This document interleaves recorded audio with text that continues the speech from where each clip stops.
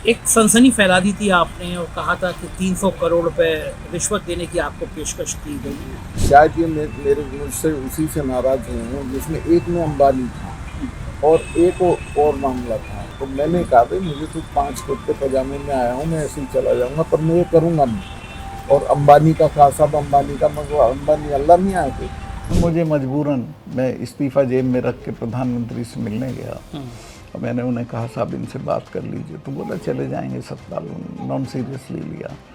मैंने कहा जाएंगे नहीं, तब जाएंगे जब आप चले जाओगे। आप ऐसे आपने प्रधानमंत्री को बोला हाँ, था? मैंने यही कहा, मैं कहा आप इनको जानते नहीं है सिखों को। हाँ, मुझे बड़ा हैरानी हुई कि कोई सिक्योरिटी नहीं, डर नहीं लगता आपको?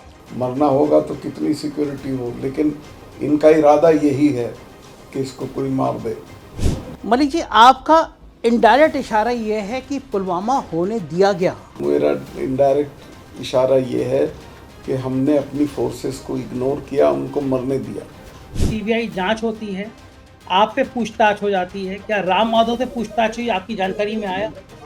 आज तक नहीं हुई, ना राम माधव से हुई, ना उनसे हुई जिन पे मैंने चार्ज लगाया था।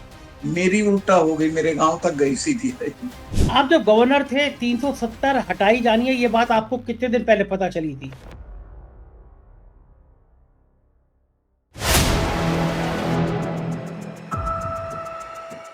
नमस्कार, मैं हूं संजय शर्मा, आप देख रहे हैं 4PM यूपी।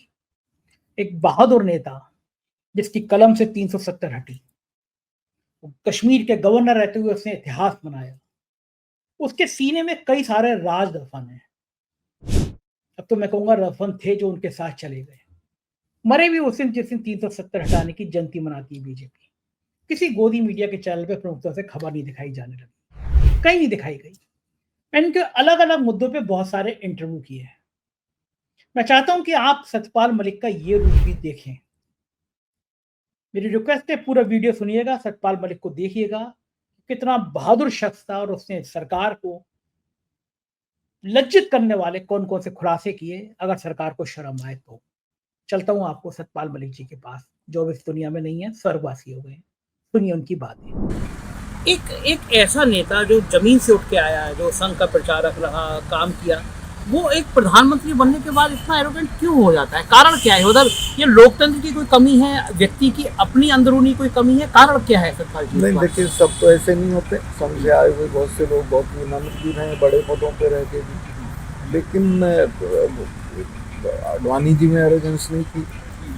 इनमें जो है वो ये इसलिए है, मुझे लगता है कि उन्होंने कुछ देखा नहीं था और ये बहुत लेट लीडर बने। अब हम तो जेपी के मूवमेंट में थे, ये कहीं भी नहीं थे उस वक्त। हम लोग इमरजेंसी में भी ये कहीं नहीं थे। ये तो एक लेट, इनका वो ना गोदरा हो, इनकी टोटल एमएसपी गोदरा और गुजरात के दंगे, इसके अलावा इन्होंने कोई करामात नहीं की। तो अब जब बिना किए मिल जाता और फिर चापलूसों की एक फौज मिल जाती है तो आदमी में एरोगेंस आ ही जाती है। ये जो हाल चल रहा है इस समय डेमोक्रेसी का, बीबीसी की डॉक्यूमेंट्री बंद कर दी जाती है, बाकी अगर आप तो हाल देख ही रहे हैं, सारे चैनल्स खरीद लिए जाते हैं, मीडिया का गला बंद कर दिया जाता है, तरह तरह की उनको परेशान किया जाता है। ये कभी आपने इमरजेंसी के दौर में भी इतना बुरा हाल नहीं नहीं, कभी नहीं हुआ। इसके अलावा इससे इनको फायदे के बजाय नुकसान हो रहा है। इनको कोई सलाह नहीं देता। बीबीसी की डॉक्यूमेंट्री लोग देख लेते तो कुछ नहीं था, नहीं देखी तो लोगों में दूसरी तरह से उसका रिएक्शन हो रहा है। अब आप देखिए कि सिद्धू मूसेवाला ने मरने से पहले एक गाना गाया था, इसमें उसने मेरे एक इंटरव्यू को कोट कर दिया था, इसको भी यूट्यूब से हटवा दिया। अच्छा, ये लेवल है। ये प्रतिबंध, आपने तो लोकतंत्र को बहुत समझा है, ये प्रतिबंध कितना लंबे चलते रहते हैं? मतलब जनता इनके विरुद्ध खड़ी होती है, जनता इन्हीं के विरुद्ध खड़ी होती है, आपको उठा के फेंक देती है, फिर डस्टबिन में होते हैं आप, फिर कोई आपको याद नहीं करता। एक सनसनी फैला दी थी आपने और कहा था कि 300 करोड़ रुपए रिश्वत देने की आपको पेशकश की गई। वो केवल सनसनी थी या वास्तव में? नहीं, मुझे पेशकश नहीं की गई। वो 2 मामले थे और शायद ये मेरे मुझसे उसी से नाराज हुए हैं जिसमें एक में अंबानी था और एक और मामला था।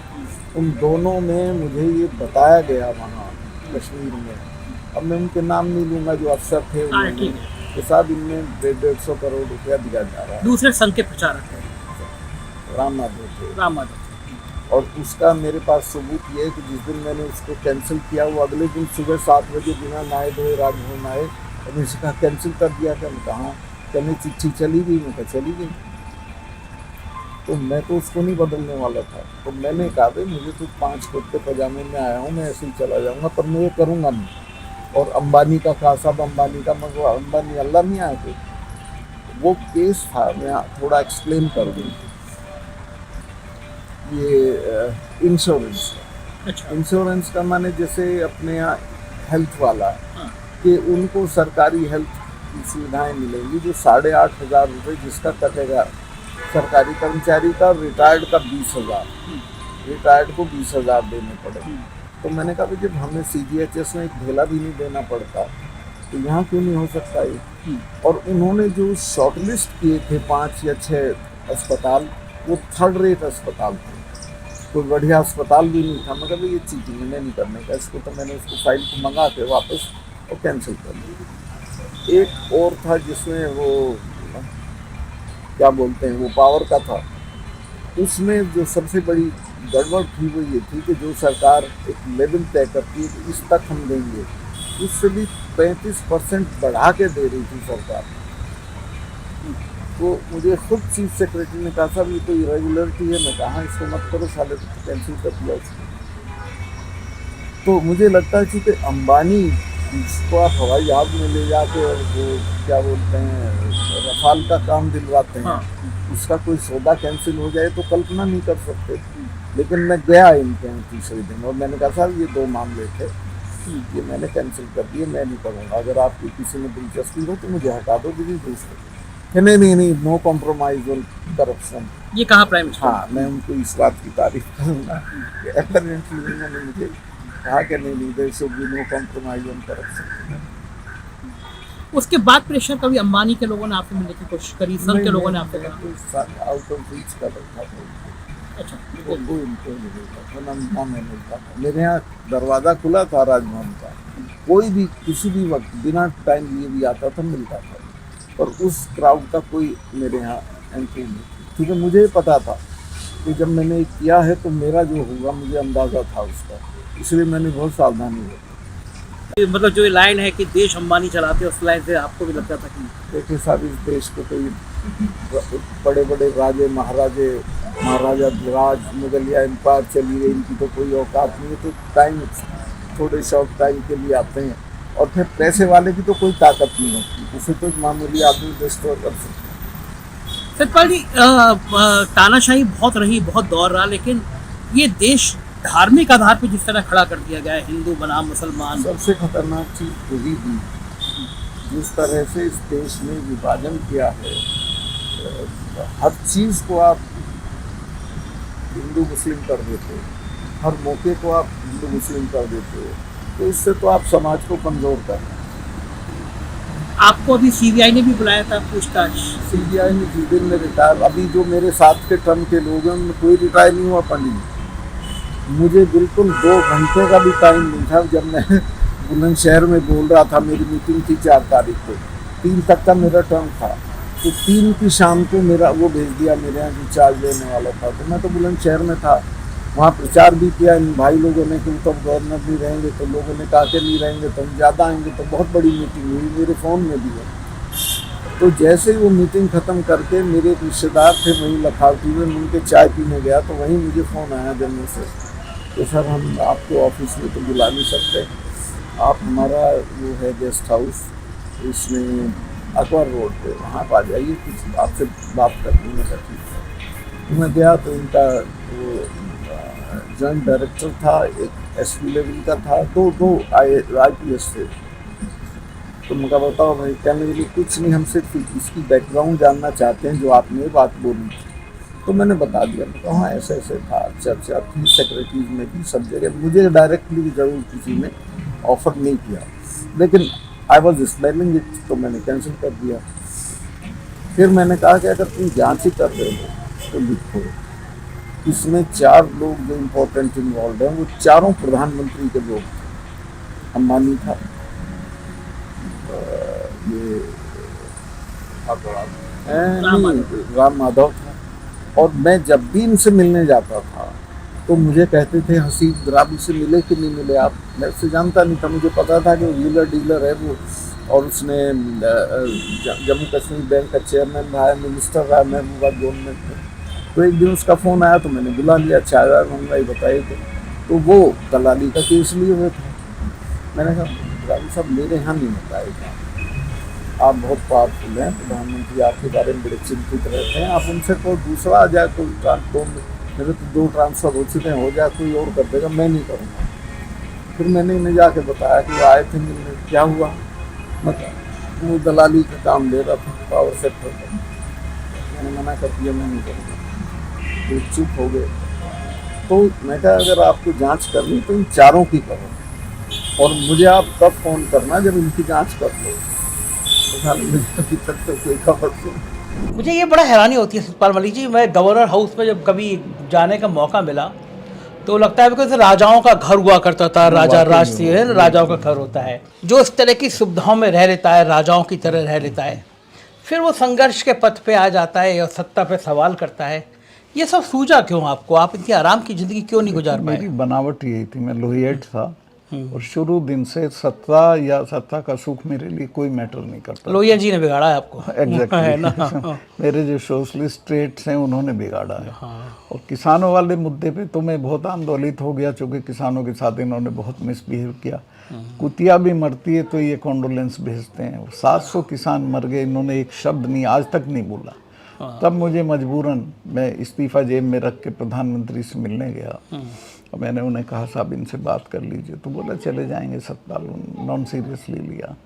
मैंने कहा जाएंगे नहीं, तब जाएंगे जब आप चले जाओगे। आप ऐसे अपने प्रधानमंत्री को बोला हाँ, था? मैंने यही कहा, मैं कहा आप इनको जानते नहीं है सिखों को, इनके गुरु ने अपने 4 बेटे मरवा दिए थे, समझौता नहीं किया था।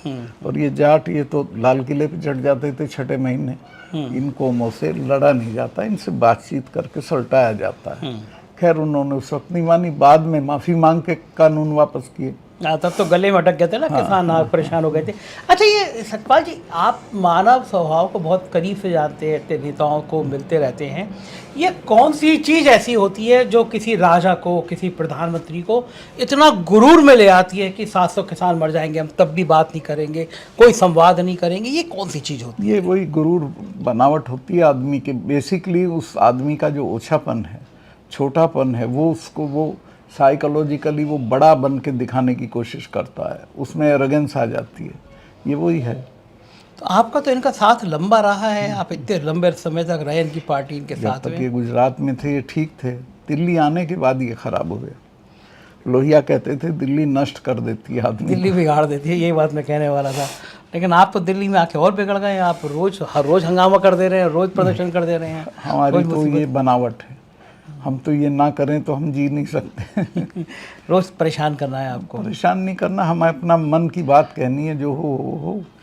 मन की बात प्रधानमंत्री जी भी कहते हैं, कभी आपने सुनी है उनके मन की बात जो वो रेडियो पे बोलते हैं? मैंने अपने को कभी ये तकलीफ नहीं दी कि मैं उनकी मन की बात सुनी। अच्छा, जब आप गवर्नर थे तो अब तो ये प्रोग्राम कराते हैं कि भाई मन की बात स्कूलों में सुनी जाएगी, कॉलेजों में सुनी जाएगी, तो जब गवर्नर थे आप तब भी तो आपको मन की बात सुननी पड़ती होगी? कोई मजबूरी नहीं थी मेरे ऊपर, मैं कभी नहीं मानता था, क्योंकि मुझे पता था नॉनसेंस बात करेंगे।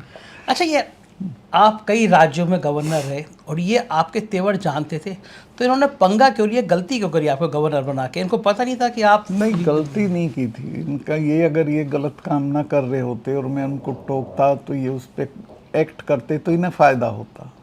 इन्होंने गलती ये की कि उसको अदरवाइज ले गए। किसानों वाले में अगर ये एक्ट करते तो इन्हें फ़ायदा होता किसान वर्गों में, लेकिन ये घमंड में वो कर गए रिएक्ट। वो लाइन मानी नहीं कि निंदक निहरे राखी आंगन कुटी छवा, है ना वो exactly. आलोचना करने वाले। अच्छा, ये गुरूर तो खैर आ जाता है, लेकिन इधर कन्वर्ट हो गए आप, कांग्रेस से मिल गए और राहुल गांधी के संग आपने बड़ी चाय पकौड़ी बातें करी आप लोगों ने। कांग्रेस या कोई पार्टी में नहीं हूँ, ना जाऊँगा, ना कोई चुनाव लड़ूंगा मैं। राहुल गांधी एक डिसेंट लड़का है, लड़का क्या अब तो नेता है अपनी पार्टी का।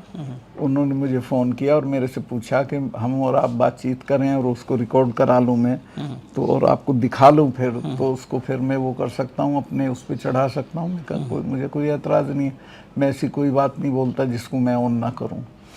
तो टाइम तय हो गया, मैं उसके यहाँ गया, उसने बहुत अदब से पेश आए और फिर बातचीत हुई बिल्कुल बिना किसी झिझक के, बिना किसी औपचारिकता के। तो राहुल गांधी ने फिर वो रिकॉर्ड करके आपको दिखाया इंटरव्यू? हाँ, उनका आदमी अच्छा, आया, उनका आदमी आया रिकॉर्ड करके? आया, दिखाया, जो उसमें मुझे छटवाना था वो छटवाया। यानी एडिटिंग हुई है उसमें हाँ, भी? थोड़ी सी, जरा सी ज्यादा। मतलब आपकी तरफ से गड़बड़ हो गया था या उनकी तरफ से गड़बड़ हो गया? से ज्यादा हो गया था कुछ। ये जो सैकड़ों करोड़ रुपए खर्च किया गया कि वो पप्पू है, वो पप्पू सब है, फेल हो गया। वो यात्रा के बाद राहुल गांधी बहुत ऊंचाई पे चले गए। भारत जोड़ो यात्रा। श्रीनगर में जब पहुंचा है यात्रा के बाद, पूरा शहर पड़ती हुई बर्फ और ओलों में सारा शहर बाहर निकल आया था और इसने बिना छतरी के खड़ा होकर नंगे सर स्पीच की थी। तो इसमें कुछ है। अब आप में भी है। मैं अभी कश्मीर गया था अभी एक महीने पहले, वहाँ के लोग भी बहुत याद कर रहे थे। आजकल के गवर्नर हाउस के किस्से बता रहे थे कि क्या ठेकेदारी के काम आम गवर्नर हाउस में हो रहे हैं। आपके ज़माने में भी तो ठेकेदारी होती थी गवर्नर हाउस तो में? नज़दीक नहीं आ सकता था। वो अनिल अंबानी गए तो थे फाइल लेके? कोई नहीं आ सकता था। अनिल अंबानी की फाइल भी गई तो थी आपके पास? गई थी, मैंने खारिज कर दी थी। स्वागत है आपका। और जैसे मैं कह रहा था, मुझे बड़ा हैरानी हुई कि कोई सिक्योरिटी नहीं। डर नहीं लगता आपको? डर क्या, जिसका होना होता है ऊपर वाला करता है। मिसेस गांधी तो इतनी सिक्योरिटी के बीच में मारी गई थी।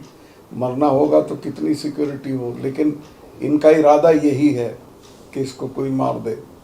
कोई सिक्योरिटी नहीं है किसी तरह की। बाहर भी जाता हूँ मैं, मेरा महीने में 10 प्रोग्राम बाहर रहते हैं, किसी तरह की कोई सिक्योरिटी नहीं है। किराए के मकान में मैं रहता हूँ। मकान मिलता है वो जम्मू कश्मीर के रिटायर्ड गवर्नर को, वो भी मुझे नहीं दिया है। सिक्योरिटी भी मुझे नहीं दी है। ये सब बदले की भावना से हो रहा है।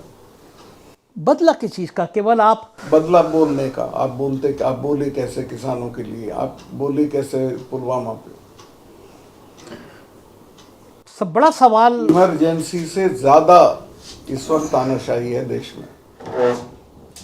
सतपाल मलिक जी, अमित शाह जी ने कहा कि आप तब बोले जब आप कुर्सी से हट गए। आपके ऊपर आरोप लगाया कि आप पब्लिसिटी लेने के लिए बोल रहे हैं, आप तब क्यों नहीं बोले? अमित जी को थोड़ा याद अपनी खुरचनी चाहिए। मैं तो उसी दिन बोला जिस दिन पुलवामा हुआ, सेम डे। बल्कि पीएम का जब मुझे फ़ोन आया उसके पहले तो मैं 2 चैनल को बता चुका था कि ये हमारी गलती से हुआ है। तभी मुझे कहा गया कि अब आप चुप रहिए। मैं लेकिन गवर्नर रहते हुए बोला। किसानों के मामले पे भी मैं गवर्नर रहते हुए बोला, हटने के बाद नहीं बोला। मलिक जी, आप गवर्नर थे, पुलवामा की घटना हुई, आप कितनी देर में वहाँ पहुँचे थे? क्योंकि आप, मुझे याद, जहाँ तक मुझे याद आ रहा है, आप वहाँ गए थे, घटनास्थल पर अगले दिन गया था। अगले दिन गए थे? शाम को मुझे पता चला था और उसके अगले दिन वहाँ पहुँचे? उनका फ़ोन आया था, उन्होंने पूछा क्या हुआ, मैंने बताया ऐसे ऐसे हुआ और इसमें हमारी गलती हुई, उसकी वजह से हुआ। तो उनका इस पे आप चुप रहिए। गलती आपने कहा कि गलती ये थी कि सीआरपीएफ को जहाज नहीं दिए गए। आसानी थी, अगर वो मेरे से मांग लेते, मैं लूप में नहीं था। अगर सीआरपी मेरे से मांगती होम मिनिस्ट्री के बजाय तो मैं दे देता। वो कह रहे हैं वो खत नहीं है कहीं पे भी, आप अपने मन से बोल रहे हैं ये खत। भास्कर की रिपोर्टिंग है, 4 महीने तक वो लेटर पड़ा रहा वहाँ। दैनिक भास्कर में रिपोर्टिंग है कि 4 महीने तक सीआरपी का रिक्वेस्ट का लेटर होम मिनिस्ट्री में पड़ा रहा। मलिक जी, आपका इनडायरेक्ट इशारा ये है कि पुलवामा होने दिया गया? नहीं, मैं ये तो नहीं कहना चाहता, पर मेरा इनडायरेक्ट इशारा ये है कि हमने अपनी फोर्सेस को इग्नोर किया, उनको मरने दिया। क्या आभास था? अजीत डोभाल साहब क्या कर रहे थे? आईबी क्या कर रहा था? इंटेलिजेंस क्या कर रहा था? अब पता नहीं क्या कर रहे थे, मैं तो कुछ नहीं कह सकता। आप गवर्नर थे, आपको तो पता होगा कि वहाँ इंटेलिजेंस क्या। वो इंटेलिजेंस इनपुट आते थे कि वहाँ तो बिना अदरवाइज भी वो जो स्ट्रेच है वहाँ तो जनरली टेररिस्ट घटनाएं होती हैं। उस सड़क पर, जिस सड़क पर सीआरपीएफ का ये काफिला जा रहा था, उस सड़क पर इतने किलो आरडीएक्स कहाँ से आ सकता है? ये तो बिना पाकिस्तान के अरेंज नहीं हो सकता है। था तो ये पार से ही आया था, लेकिन वो तो सुनते हैं 10 दिन से लिए घूम रहा था लड़का उस गाड़ी में। और दिलचस्प बात ये थी, जब मैं बाद में गया मैंने देखा कि उस सड़क के उस स्ट्रेच पे 10 सड़क इधर और 10 लिंक रोड इधर से मिलती हैं। एक भी मैन नहीं थी, कोई जिप्सी नहीं खड़ी की गई थी कि भाई अभी ट्रैफिक जा रहा है सीआरपी का, आप मत जाओ। जबकि नियम है कि जब तक फोर्सेस गुजरती हैं तब तक कोई ट्रैफिक नहीं जाता है। तो ये नियमों की अनदेखी जानबूझ के की गई थी या फिर ये हो गया? अब इसको ईश्वर ही ज़्यादा अच्छा जानता, मैं तो इसमें कुछ अपनी तरफ से कमेंट नहीं करना चाहता, पर ये बिल्कुल असफलता थी सरकार की। अभी कंगना रनौत जी जो सांसद हैं मंडी से, उन्होंने एक बयान दिया और कहा है कि जब किसान आंदोलन हो रहे थे तो वहां पर रेप किए जा रहे थे, वहां लाशें पड़ी थी। हालांकि भारतीय जनता पार्टी ने उससे किनारा कर लिया, लेकिन कंगना रनौत एक सांसद का इस तरह किसान आंदोलन पे बयान देना, ये क्यों दिया गया होगा? क्या संदर्भ होगा? क्या आपने कभी सुना कि किसान आंदोलन में कभी कोई बलात्कार हो गया? वहां तो किसान इतने अनुशासित थे, इतने अच्छे थे, ऐसा बयान क्यों दिया गया? असल में वो कंगना रनौत राजनीति में नाबालिग है और बड़ी शर्म की बात है उस पार्टी के लिए जिसने उसको ऑन कर रखा है। किसानों का आंदोलन जैसा यहाँ हुआ ऐसा दुनिया में कहीं नहीं हुआ है।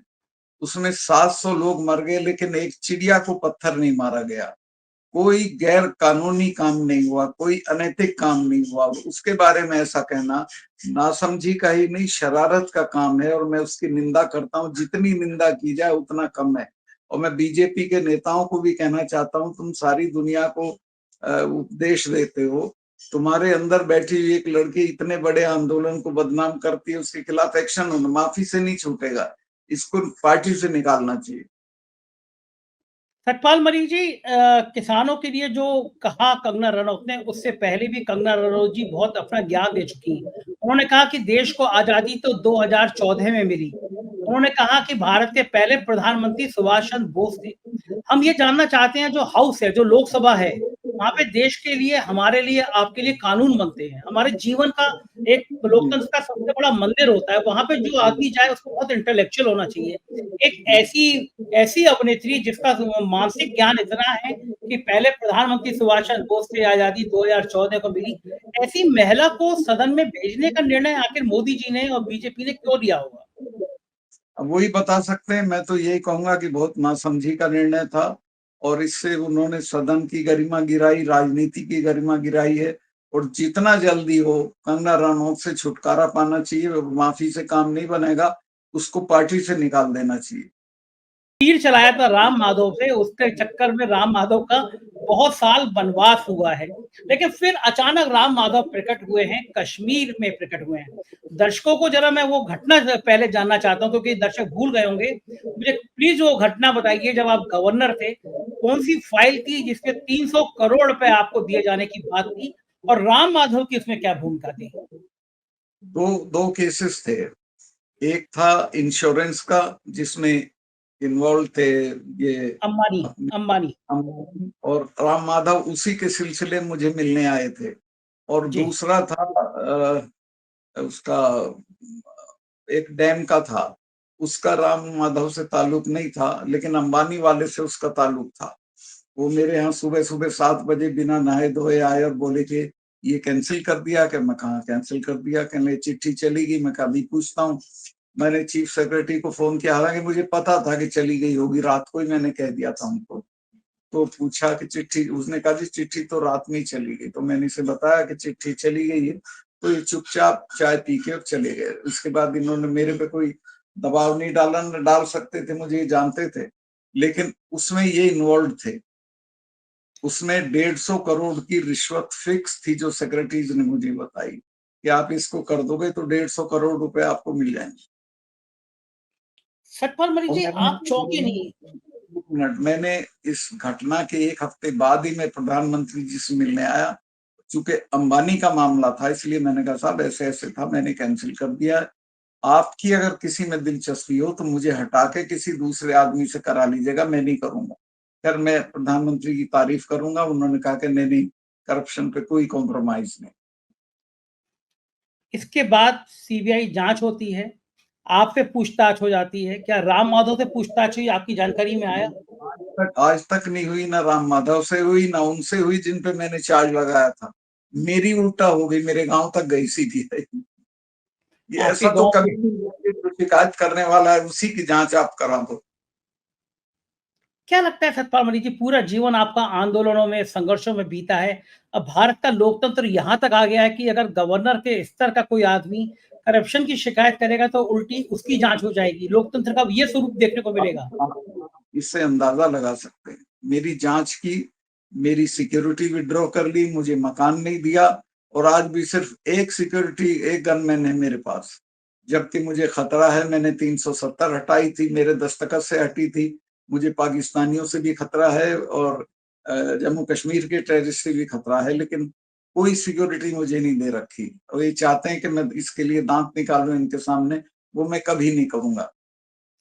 आप जब गवर्नर थे 370 हटाई जानी है, ये बात आपको कितने दिन पहले पता चली थी? ये मुझे पहले दिन से पता थी हटाई जानी, पर कब हटाई जानी ये नहीं पता था। ये तो घोषणा पत्र में था बीजेपी के। आपको जब हटाए जाने का आदेश मिला था कि आपको इस तरह का प्रस्ताव बनाना है, वो कितने दिन पहले मिला था? एक ही दिन पहले। सुना आपने ये सारे इंटरव्यू, दिल को छू गए होंगे आपको। कुछ लोग होते ही ऐसे बड़े योद्धा हैं जो आते हैं इस धरती पर अपना नाम करने के लिए। सतपाल मलिक भी उनमें से एक थे।